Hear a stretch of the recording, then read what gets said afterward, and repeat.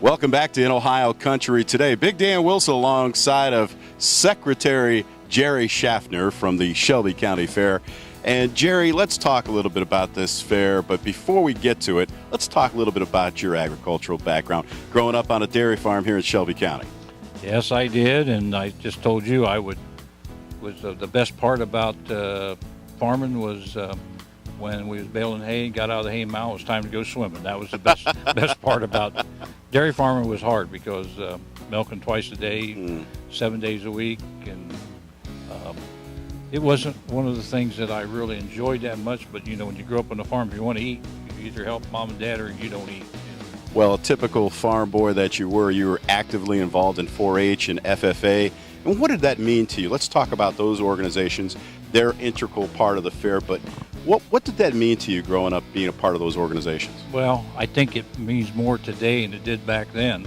That I don't think I understood really what coming to the fair and being in 4-H and FFA was until you get a little older and you see the kids today. And that's really why we're here. Right. We're here for the kids. You've got to have everything else. It all works together. But really, what we really put our emphasis on is the kids and getting them here, making the good kids, keeping them good kids, not letting them get out where, you know how things are today. You don't read in the paper about the good kids. You only read in the paper about the bad kids. Well, Jerry, of course, your parents were integral parts of bringing you to the fair. And what was like that? What was that like growing up?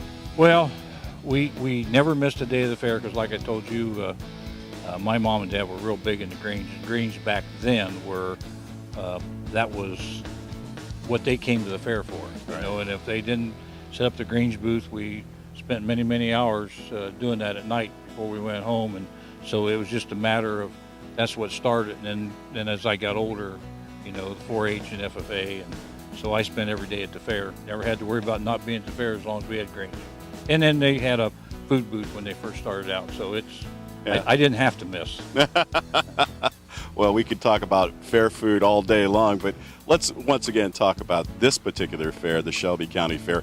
How did you actively get involved from the board to the secretary's position, and how long have you been in the secretary's position? Well, I think that this is my 32nd year as secretary of the fair board. Lost count, did you, Jerry? Well, I got to go back and check, because what happened was my wife actually was secretary before I was for almost 2 years, and she decided she didn't want to do it anymore. And I had worked for her in the office, and I enjoyed it. And so they elected or hired me to take over for her, and I've been doing it ever since. So, nice. It's just one of those things you always like to see it grow, and I think our fair, we're not a big fair, we're a small fair. Right. And people a lot of time want to compare fair to fair. You can't compare fair to fair. They're all different. Every fair has their own little niche, and you just try to make it what fits into your category and go from there. Well, Jerry, of course, it's the 158th Shelby County Fair, and there's been a lot of things happening every year. There seems to be something different here at the Shelby County Fair. But, of course, the big thing is entertainment and trying to bring in a variety of different things that everybody can enjoy, the whole family can enjoy, and this year's no different. Yes, this year we've done a little different. We're going to have a rodeo on Sunday night, and I can't tell you, without going back, looking at the books, the last time a full-fledged rodeo was here. Yeah. We've had bull riding, but never a full-fledged rodeo, and we've had we put an exotic petting zoo in for the kids. We've got what they call Dino Roars, which is a dinosaur exhibition, and we have a guy in a costume walks around the fair like a T-Rex, and just goes around the grounds. And then we have another kind of, it's not really a display, but it's something different. We don't pay them, they don't pay us. They have monkeys that you can get your picture taken with, hold them, and that's how they make their money. But it's something they've never seen before. Right. And so we're kind of leaning towards the younger kids. Let's face it, if you get the younger kids here, guess how they get here? Mom and Dad's got to bring them. So it's trying to do something family style this year rather than maybe just going for some of the groups that we've done in the past. And isn't that what the fair is all about? Earlier we spoke about your involvement in the statewide organization and the group of the fair managers. When you guys get together, always trying to find different things that you can do and unique things that you can do. But I think one thing that you'll all agree on is that it's not only about the youth, but it's about family. And that's one thing that's really exceptional about the state of Ohio, are our fairs and these types of events that bring those families together. Well, you have to do it. It's not, we all like to go back to the way it was 30 years ago. Yeah. You know, you came to the fair in your car, parked on the fairgrounds. Mom brought fried chicken, and you all went at lunchtime and ate. Those days are over because you just can't do it anymore. They're just time-consuming. Nobody has time anymore. But to me, the week of the fair, you just take time and come and enjoy the food, join the entertainment, enjoy the rides, and we're trying to put everything we can, but within a certain amount of dollars. When you try to do what you can, but you still have to watch the P's and Q's, you can't go broke. Well, we touched on it briefly earlier about the youth and about 4-H and about FFA. And one of the things that's pretty exciting are the livestock that comes into an event like this. You're not only having the opportunity for youth to come in and who are not on the farm and enjoy the petting zoo, but the real livestock competitions that take place, the junior livestock sales and things like that. That really is an exciting time at the fair, isn't it? You can take, if you come a night when we have our Junior Fair Hog Show or the Steer Show or the Lamb Show or the Goat Show, it's standing room only here. And usually if you're not there on time, you're about 3 or 4 rows deep looking over somebody's shoulder because they take it serious here. Usually the best usually wins because they try to hire as good a judges as they can get. Jerry, we're standing in front of 2 iconic images here at the Shelby County Fair. Tell us a little bit about the log cabin behind us and, of course, the building just beyond that. Well, the log cabin, and I can't tell you what year it came into existence here, but they moved it from someplace in the county and put it there. There was a gentleman that used to really enjoy history, and he had it moved there. Now, a few years ago, it was getting pretty bad, and there was a group decided they wanted to redo it again. They came and they had some logs that was rotten out. They were able to put some new logs in and put it back together.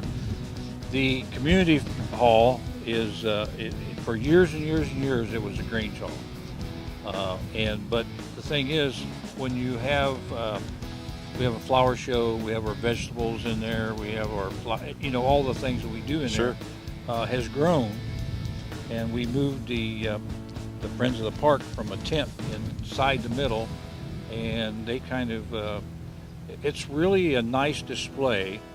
And by the way, they're also going to have the Junior Fair Advisory Committee is going to have a silent auction in there this year. Oh, excellent. For the money to help them to, and they use that for camps and stuff like that, scholarships. So it's, you might pay a little more than what it was worth, but that's okay. It's worth it. Cause. It's well worth it. It's always a great cause for something like that.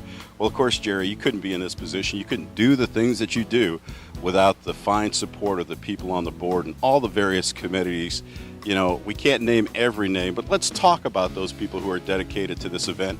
And it's not just the week before the event or the day after the event cleaning up. This is a year-round project to bring it all together, right, Jerry? They're already looking for, after the fair's over, or right even during the fair, of looking for next year, because we try to go to other fairs and see what works for them. Right. Matter of fact, this year, and I don't know if you knew this or not, but there's one fair in the state of Ohio that every year they will take a bus trip.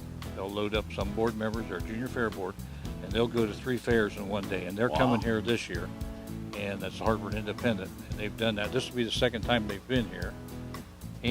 But their idea is to go out and see what other fairs do and see if they can make it work for their fair. That's exciting. What we do, we have some special things that we do that other people try. Doesn't work. But that's the way it usually is. Yeah, definitely. Well, Jerry, as I mentioned, you can't do this on your own. There's plenty of people behind you that help make this fair possible. And not only the people on the boards and the various committees that work tirelessly year-round to make this thing happen, but also sponsors that help fund a lot of the projects that go on here. If it wasn't be for the sponsors, and I'll be right honest with you, it wouldn't be for the sponsors. Usually I would say we'd be lucky if we could break even without them, or we might be in the hole. But they are usually the people that allow us to do some of the things that we couldn't do otherwise. Right. And I think if you look out there, you'll see that grandstand's brand new, just put up last year, and that is being paid for by, we had some grants, don't get me wrong, that paid for part of it, but the rest of it is being paid for by sponsors. And some of the really, really good sponsors for us are agriculture, like Cargill's is one of them, B&B Ag Advanced is another, Wells Brothers, Harry Energy Electric, and some of them that's been with us for a long, long time. Yeah. And I can't list them all, and there's more, but those are the ones that come to my mind because they were big in putting up the grandstand and helping keep the fair going every year. We rely on them. They're here every year, haven't missed a year, and when they're gone, we're going to miss them. You know, for over 30 years, you've been actively involved in the leadership role here at the Shelby County Fair, and can't tell you how much I've always enjoyed coming here. But one of the things that I think, again, that you've touched on is that it's not only the people, and it's not only the youth and the families that come, but it is a community event. It's something that takes a community to put together. It takes an entire year to put together, and it's a lot of fun that you give back to the community. It's an opportunity for the community to participate in, and it's an event that is most memorable in most people's minds. I think you're right, and you can tell that from if you look at some of the campers. They use them once a year. Once a year, they come and camp at the Shelby County Fair, take the camper back home, and sets there till next year's fair. Well, that says enough right there. Well, Jerry, if people want more information about this great Shelby County Fair, where do they go? They go to shelbycountyfair.com, and it's on there. The website's being redone. There's a few things that have a few glitches right now, but she's supposed to have them repaired by the next day or two. Well, one of the things, too, on the fair website, that is you talk about the busy bees on that front site when you come to the homepage, and that's exactly what's happening right now. They're getting ready for the fair, and we hope you enjoy it. And once again, if you want more information, you can go to their website, or you can always check us out on the web at inohiocountry.com. Jerry, thanks for joining us. Thank you very much. And we'll be back with more In Ohio Country today, right after this.